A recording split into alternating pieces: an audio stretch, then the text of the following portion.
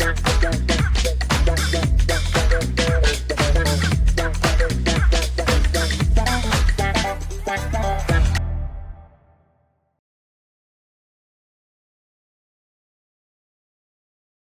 so now we are going to go in and tell you guys the top 10. Sorry that the mini discussions, just skip, well, you can't really skip to here, can you? Watch them, they all mean something. No, I mean people who just wanted our top 10. Okay. I'll put out the start of the video that you guys can skip here to like find out our top 10 as opposed to those mini reviews, but here we are. Alright, and again, we're going to have different, we don't know each other's, and we're going to have separate, obviously we might have some of the same. Actually, funny enough, the only time we've ever, I think every single year we've had the same movies in the top 10 in terms of like, you know, there's just one, like Once Upon a Hollywood or something, I think we had that both in our list. But the only time that we've ever had the same number one was Elvis. Yeah, we had the same one. Which was obviously... Because we talk about it all the time. Didn't win. We love Elvis all the time. All right, number 10 for me. Yeah. Ballerina from the World of John Wick. Him. Yeah. Wow. I liked him. I know it was different. Not like a really well-made film or anything. I liked it. I liked the idea of it. Okay. And I watch now I've started watching American football. I used to watch American football a long time ago, or Gridiron, and I know why. And I kind of watched that film. I thought, yeah, I remember why I used to enjoy this game. So I've started really watching it again, all because of this film.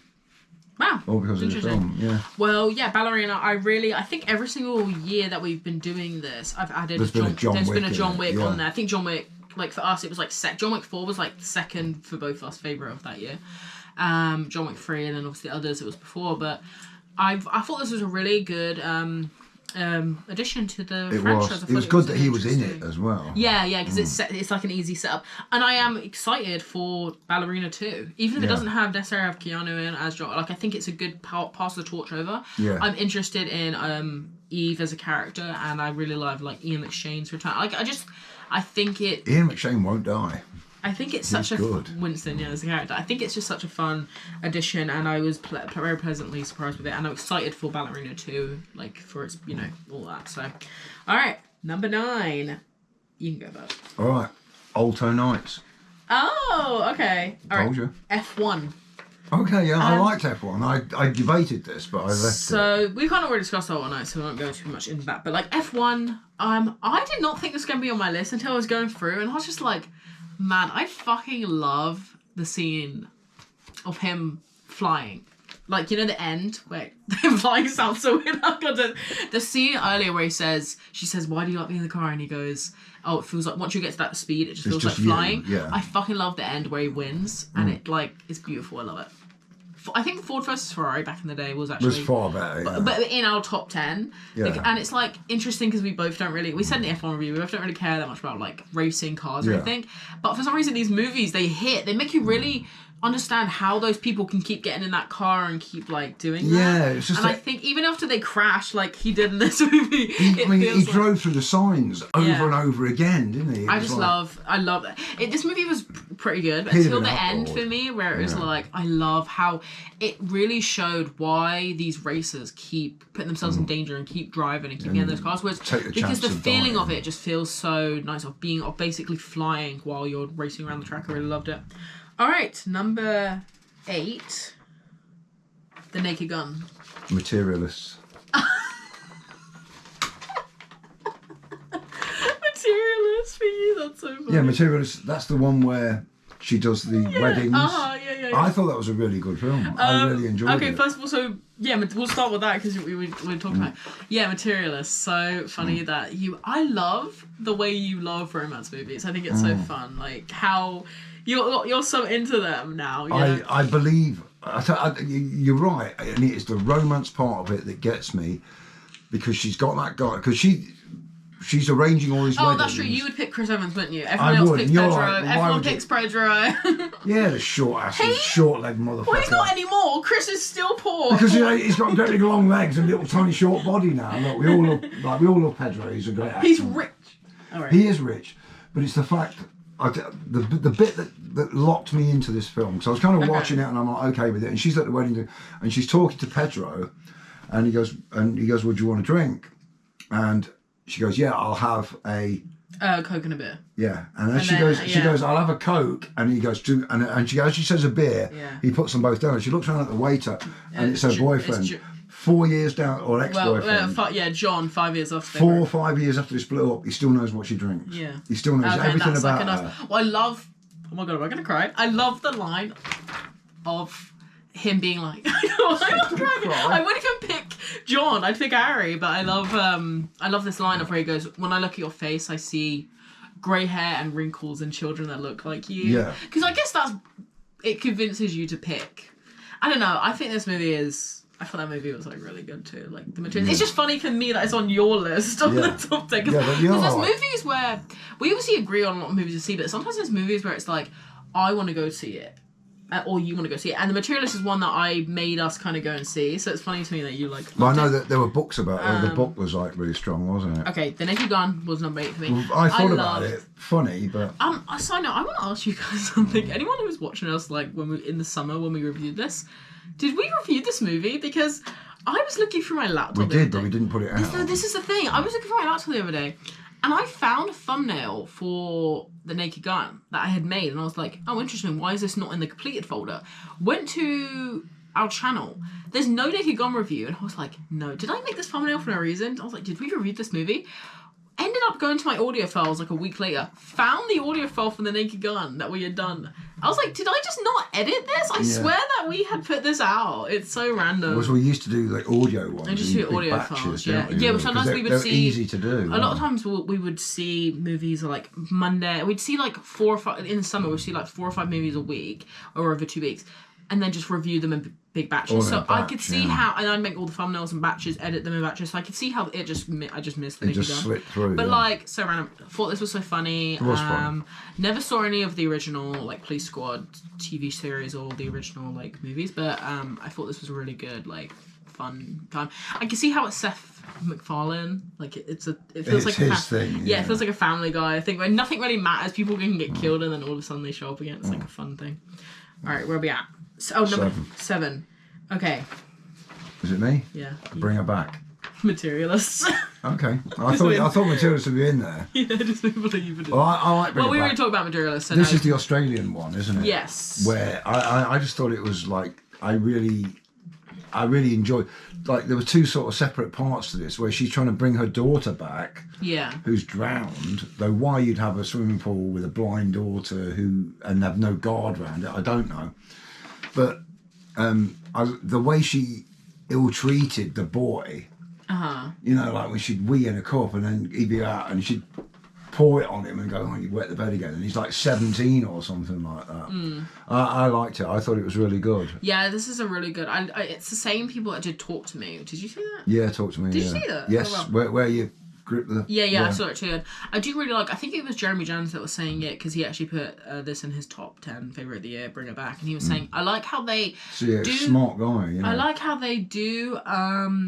kind of these brothers that direct them, I like how they take like stereotypical kind of cliche horror things but then reinvent them. Like if you were describing this movie to someone, it would sound like a really cliche movie or something, but the way that they do these horrors is like really original, and I kind of agree with that. I think Bring It Back was really scary. It was, yeah. Alright, where are we at? Number 6. Okay. Companion. Okay, Sinners. Okay. We can't talk about Companion earlier. It's like Jack Quaid, Sophie Thatcher. Jack Quaid's really. She's a I robot. wish we saw it twice. Again, like came out on Valentine's Day weekend, which is really interesting. But yeah, what do you have? Sinners. Yeah. Yes. The musical, yeah. I do really love. It was good. Like people are gonna have that like. I think that'll be all over people's top 5. Yeah, I mean it's literally like been nominated for like major awards, like Best Picture and everything. So yeah, really really fun. Movie Sinners is. I think that was like probably our longest review. We did talk about it. And actually, I think was our most viewed review for like a really long time. So that's interesting that people were like into that. So yeah, I really love it. All right, number 5, right? Is it me? No. Okay, Sinners. The Last Showgirl. The Last Showgirl. Okay. Well, yeah. So funny how material you had it number 8, I had it 7. Now Yeah. you've got that 6, I got 5. If we could like really funny. Yeah, number 5 Sinners. I think Sinners is really good. Like I know that I feel like in our review we were not super kind of like tapped in. You know, it wasn't like because there's so much in that movie that obviously we can't really relate to a little bit, so it's kind of hard for us to. I think it was the music as much as anything that kind of blew me away to start with. But I mean, I just love.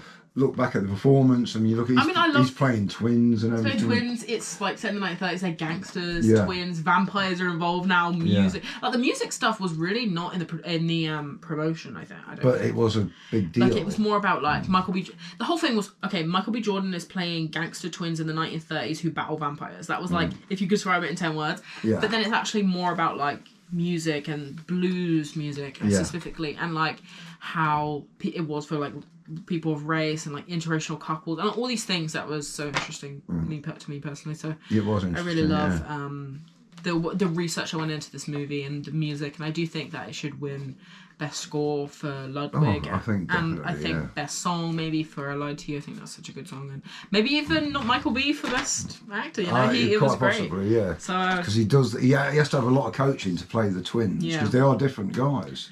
Well, yeah, they did have in this movie. They had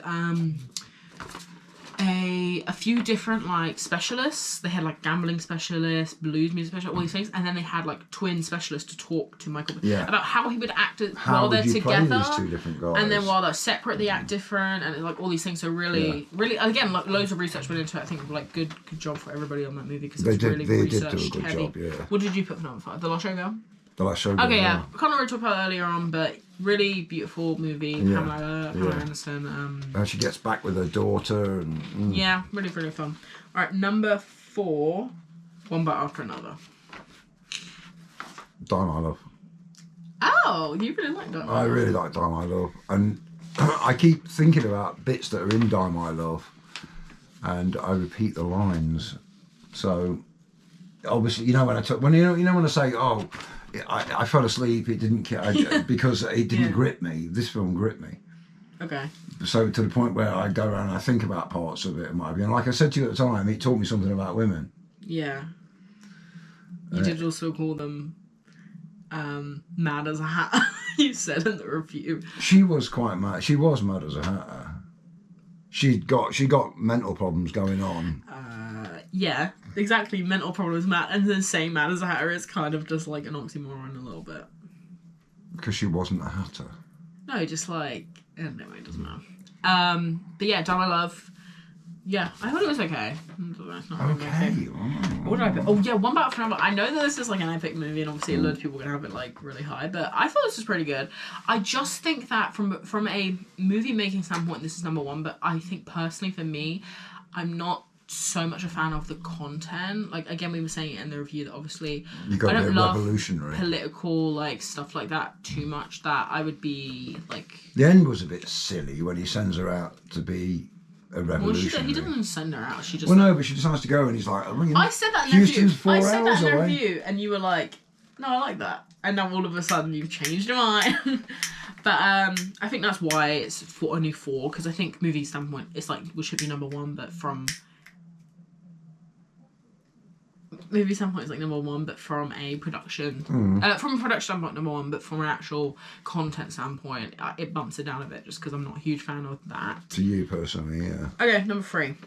Yeah. What do you got? Weapons. Okay, Warfare.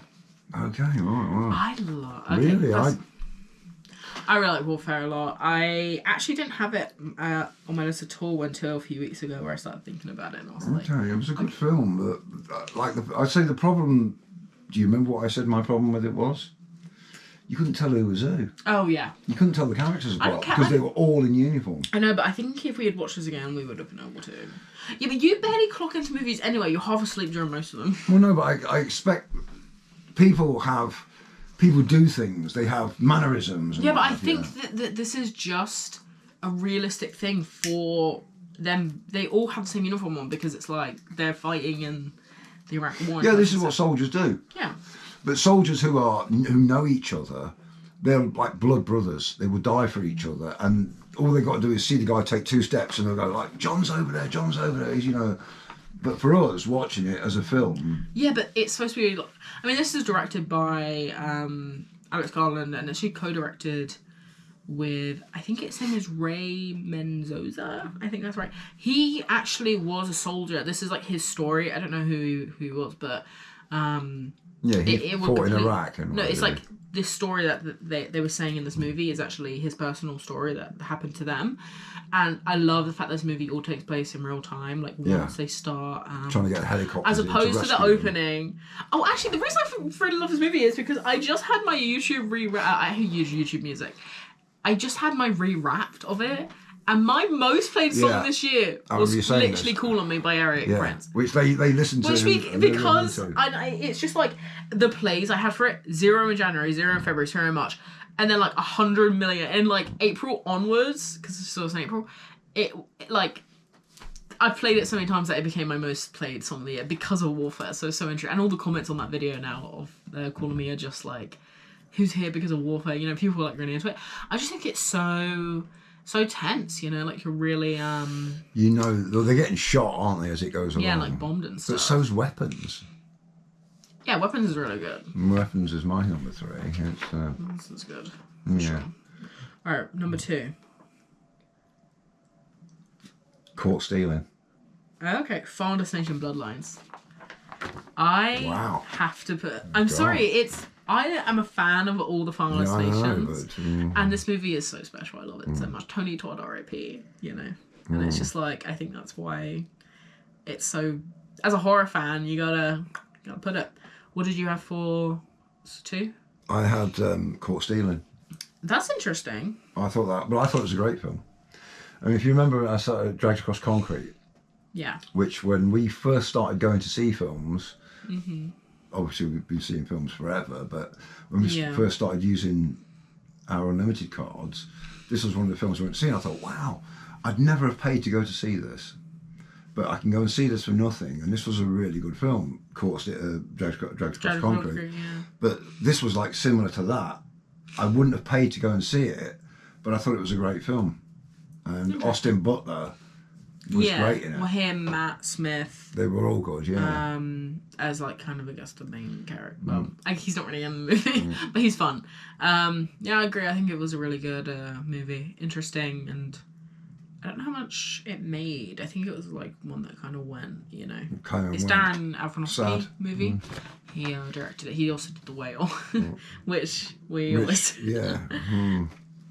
Okay, should we say our number 1 at the same time? Or should we not? Or should we do number 2? We just we did number 2. Okay. All right, number 1. Our top favourite movie of the year. Well, not movies. Personally. Yeah. Our top favourite movies of the year are... One Battle After Another. Oh. There we go. Yeah, Weapons. Close, yeah. We both had our number 1s They're both on in each the top other's 10, list. yeah. Mine was number 4, yours was number 3. Yeah, I mean, Weapons, I think, is so... It was great. I think the reason I love Weapons is just because I was pretty anticipated for it. I remember we saw the trailers like loads of times before. Yeah. And it was still a surprise. It was still a surprise. Like, everything about that movie is so surprising. Like, you'd think that 17 kids go missing would be like the most surprising thing about it. It's like, no. Like, there's so much more to see. Else, yeah. And I love Weapons so much. I thought it was like such a fun treat that I think it just had to be number 1. And what's yours? One Battle After Another? One Battle After Another, yeah. Because, I mean, I'm probably more politically... into that. Yeah. Again, for me, I think movie making, like, number 1. But it bumps it down, just the fact that I just don't really... The subject matter didn't grip you as much. Yeah. But I think, like, it's good. You know? It anyway, was good. wow, that's... But as per usual... We didn't really have that many different... We had a few. Yeah. We had a few. I mean, it's interesting that... did we both have Materialists? Yeah. Mine was 7, yours was 8. Yeah. I didn't have Caught Stealing. You didn't have Ballerina or Final Destination. And then I didn't have The Lost Showgirl or Alto Nights. You're right, well, we already did... The Alto Nights, yeah. But, I mean, gangster films are perhaps a guy's sort of thing. Oh, I didn't have Die My Love. But then you didn't have, like, Companion. F1. But I was close with all of those. Not so much F1. Not so much F1. No. I'm surprised. It is funny because we Might have been a top 20 film. It is funny because before we started that obviously what realistically what we do is we go through the whole movie list and cross off ones that we don't think are going to be in. Yeah. I question mark ones I think might be, and then I tick ones I definitely know will. But we were saying it that actually we can kind of get it down to 10, but it's actually putting it in 1 to 10 order that's kind of difficult. Yeah, and that we realistically love all these. 10. We realistically love all these movies. And it depends how you feel when you sit down to watch a film. You know. Again, like there's someone here where it's like I wish we saw it again, and maybe it would change higher, of it, or there's just like in general, like I do feel bad for movies like Until Dawn or I don't know, it's just like, or maybe Him for me, or Drop, where it's like we didn't have a great theatre experience, but we never got to see it again. So maybe those movies would have been better had we had a more pleasant time watching them. See, Freakier Friday was not a bad film. Yeah. But would you make it onto the top 10 of the year? No, obviously not. I don't know. Like that's why we've never, in the whole history of doing this, really ever done a like number 55 to 1, like ranked the whole thing, because realistically, it's just picking out the 10 that we care more about than actually writing like what ones are going to be number 6 and 5 and 3 and all these things. You know, it's more just like these are the movies that are on a list, and as opposed to these are number 1 to 55. You know. Like, that's kind of how it goes. Because, like, how would you rate Baby Girl versus, like, A Complete Unknown? Like, where would you rank them in the scheme of things? You know, it's kind of hard because it's, like... Because it's so different, yeah. Because that's also why we never really do the worst of the year. I know a lot of people do, but it just always feels like you're trying to just pick... Because if you see a film once and you're in the wrong mood for it, you just slay it. That's what I'm saying. Like, something like Until Dawn, we had a terrible theatre experience. One of the worst. We moved seats and everything. So, realistically, that would probably be... the worst, and that movie wasn't the best anyway, so it's not even like it's like realistically that could have been the worst, but for me it's like I feel like I'm blaming it more on the fact that the theory because you want to punch somebody out, you know. So that's why we never do worst of the year. Like even before we started doing filming, we never ever did worst of the year, just because it's like it feels kind of harsh, and like that most time these movies aren't actually the worst. It's just that, you know, we had a bad experience in general, but yeah, we hope you guys enjoyed this. These are our opinions. Give us your own. Yeah, I will be putting the PDF down below so that you guys can have like an actual detailed list of the exact movies we saw. Also, completely forgot to mention one of the notes is the fact that these movies are all like theatrical new releases. They all came out this year. I know a lot of people when they do best of the year, worst of the year, all the movies they watched this year include movies they saw on streaming, include movies like, you know, all a mix of both. But for us, these are just movies we saw. Yeah, it's what's in sitting the in a cinema seat. Like that theatre actually came out, that are new movies that came out like this year, which is why there's only 55 of them, which I feel like is pretty decent. I mean, it's so funny when we first started going. It's over one a week. We would see like 3 movies every single Saturday, and like the list for that year I think was like 120 movies or something. It was so much. Yeah. So you've got to take into account, all right, there's more than one a week. Yeah. And we saw a lot of these films twice. Yeah, like One About Travel Weapons, Ballerina, we saw them. So you're getting but it's so funny. We used to have, like in 2019, it would be like 120 movies, and maybe 25 to 30 of them were red because we'd seen them 3 times. Like we saw It Chapter 2, One Battle of Once from Hollywood 3 times, but we were also able to see an extra like films, you know, so many extra. But I did fall asleep then a lot. Yeah. But so yeah, just I know these are just movies we saw like theatrically at the cinema, obviously. So.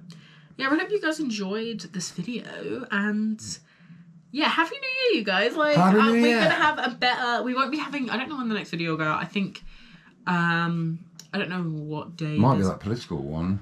No, I think it'll be the Housemaid review. Okay. That's going out on Sunday, I believe. But this is the last of 2025. Obviously, it's the last day of 2025. But this is the final movie. Not movie. This is the final video we are making in 2025. And thank you guys so much for supporting us, like the channel and stuff. And next year we have so many new ideas, so many new things that we want to do in terms of the channel, in terms of like our presence online. So really stick around for that, and stick around for even better 2026. Crazy. Yeah. That we're going into 2026. Well, there's like lots of films that we know we're going to see because they haven't released them yet, but they're released everywhere else in the world.